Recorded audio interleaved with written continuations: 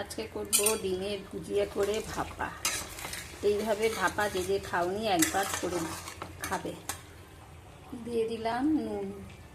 এরকম বড় বড় করে ভুজিয়াটা করবে, একদম গুঁড়ো গুঁড়ো করবে না, আর হাফ ভাজা করবে, একদম কড়া করে ভাজবে না। ভুজিয়াটা আমি একটা বাটির মধ্যে ঢেলে নিলাম। আবারও ওই কড়ার মধ্যে দিয়ে দিলাম একটু সর্ষের তেল, দিয়ে দিলাম পেঁয়াজ কুচি, আর দিলাম কাঁচা লঙ্কা। এবার একটু হালকা করে ভেজে নেব।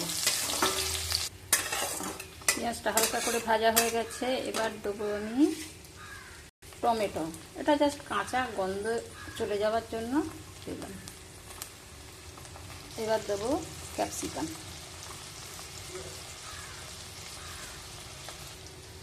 এবার আমি গ্যাসটা অফ করে দেবো। এই ডিম ভাপাটার মধ্যে সব দিয়ে দেবো। এটা হচ্ছে পোস্ত, সর্ষে আর টক দই একসঙ্গে করে বেটে রেখে, দেখো এটার মধ্যে সব ফেলে দিয়েছি। যেহেতু আমি এক হাতে ক্যামেরা ধরে করছি তো ওই জন্য তোমাদের সেইভাবে দেখাতে পারছি না। এবার দিয়ে দেবো ওই বাটাটা।